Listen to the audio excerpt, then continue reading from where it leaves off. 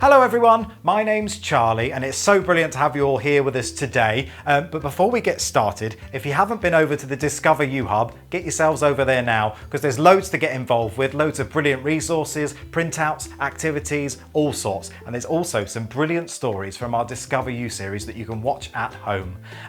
But without further ado, we are joined here today by someone very, very special. Can I introduce you all to Dr. Elizabeth Kilby? It's lovely to have you here. Thank you, Charlie. Now, why don't we start by introducing yourself, what you do and how you've been involved with the Discover You series. Thank you.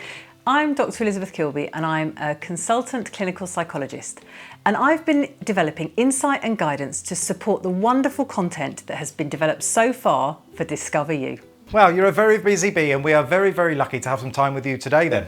Yes, and I'm really keen to help parents and carers use the Mr. Men, Little Miss books to help their children navigate the complex worlds of emotions and feelings as they branch out into the big wide world. Yeah, wow, and I think I'm very keen and so are our lovely community of parents and carers to find out more. So we've asked some people at home if they'll send in some questions to ask you, if that's all right? Yeah, absolutely. So our first question is from a parent, okay, and it says, how can I help my son to worry less? This is a great question because I do really hear this a lot in my work. And the first thing I always say is it's really normal for little children to worry because the world is a big place and there's a lot for you to understand and make sense of. But what I've noticed is for children who do worry, they'll often go to their parents and they want some reassurance. They'll ask you lots of questions and they want to check out how things are going.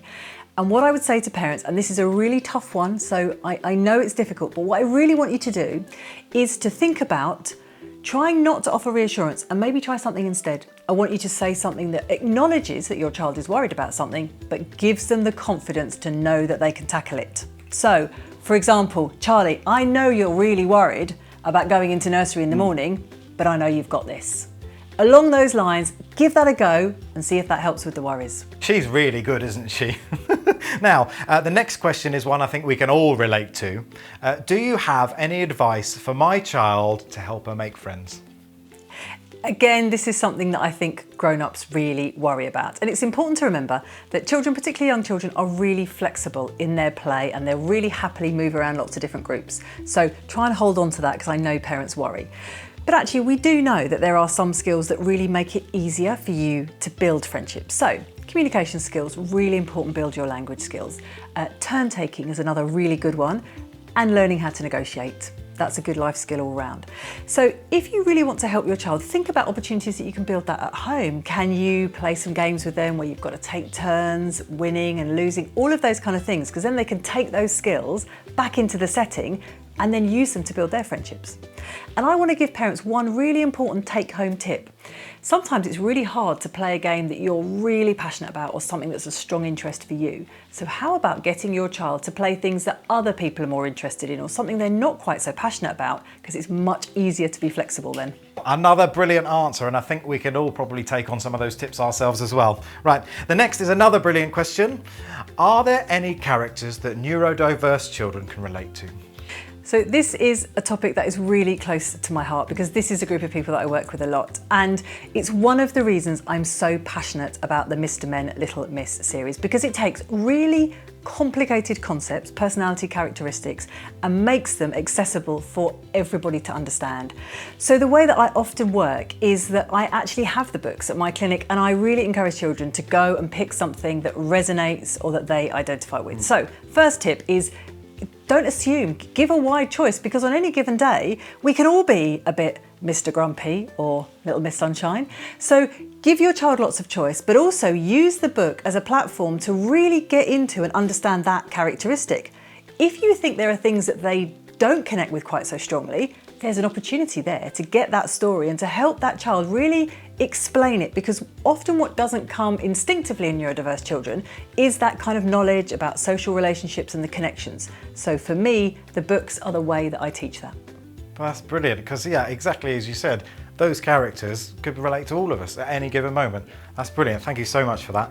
I've got a question, if you don't mind me asking. Absolutely. So in the Discover You series, in some of the stories, the characters are dealing with some quite big feelings. And I know for especially young people and young brains and minds, those big feelings in the immediate short term can be really big events for them. So what would you say are your top tips for finding a place of calm and coming back to some sort of normality? I mean, I'm so glad you've used the phrase big feelings, because that is exactly what happens. In that moment, that feeling it just takes over everything. So, a couple of things really to think about. At the time the feeling is happening, it's really big, and a lot of it's in the body, and it's really difficult to access what's going on in the mind. That is not the time to talk about it. But we know that we can help children manage what happens in the body and to really start to make sense of it if we can work with them when it's all a bit colder, when it's all done, when feelings have got little. So that's exactly where the books come in, because giving the children vocabulary, a way to understand how a feeling works, what you can do with it, is the groundwork so that when that feeling hits you next time, it isn't quite as big. So a bit of work to be done when it's hot. When it's hot, give it space, step away, and actually show through your own actions how to calm down. Slow breathing, quiet body language, all of those things communicate to your child. And then when the situation is cold, then you can begin to do the work on understanding what happens and what to do next time. Yes, brilliant. So it's really, really important for them to experience those big feelings, of course. Completely. And actually we shouldn't be scared of feelings, and that's what the book is all about, that feelings are normal, we all have them. It gives us a way to talk about them, to use our language, to use our words, and that is the most powerful thing we can give children. Wonderful. I couldn't have hoped for a better answer. Thank you very, very much. Next question. Why do you think Mr. Men, Little Miss are good for communicating topics that can be difficult for parents and children to talk about? Well, I always say parents don't need to be psychologists. We're parents first, and I don't expect people to kind of know the answers to the more sort of complex understanding of emotions and feelings. So the fantastic thing for me, particularly about the Discover You series, it takes concepts that are quite complex, often relating between people, and allows them to be told as a story at the right developmental level for children. And we've put so much thought into thinking about how to break down a concept, to help it be relational, and to really let children grasp how things work, how they don't work, how things get fixed, how you get things wrong, because those are the building blocks of life, of about relationships. So the reason I'm so excited about these books is because for me, it's a roadmap to help parents do this really well and actually become junior psychologists of their own. Right, exactly, and that's the joy of stories, right? Because the children can use the story to relate it to themselves and how they're feeling. It's just brilliant. Right, anyway, I'm going to stop talking because we just have time for one last question. And this is one that I think everyone will relate to. So, how can I encourage my child to read rather than spending their time on devices? Charlie, if I had a penny for every time I'd had this question. And it's an important question for parents today. And I want to be really clear about not getting into kind of, screen's bad, books are good, or all of that kind of separation. It's really not helpful. We have to work with where children are at. But as a psychologist, what is so important is understanding all of the different skills that children need to build. They really need a variety. They need to move and jump and skip and read and chat and play. And so while screens have a place, they can often only do a small part of that.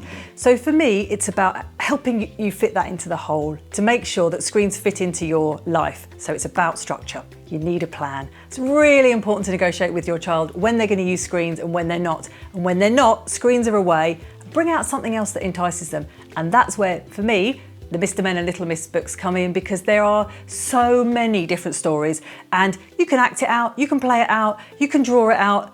Get those books and see what else you can engage your child with. And that's why the Discover You Hub's so great, because you made a very, very valid point about screen time being also a good thing and very, very necessary. So there's lots of alternatives on there as well to your screen time. So you've got your stories, your printouts, your activities, a whole heap of things you can get involved with.